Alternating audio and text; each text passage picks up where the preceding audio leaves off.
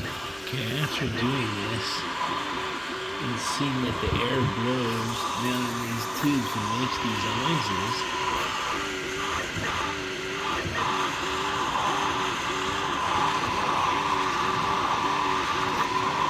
you see the different tunnels is the shape of the tunnel. My question is, what kind of project would we be able to make with certain shapes that would actually play a song? That's the question.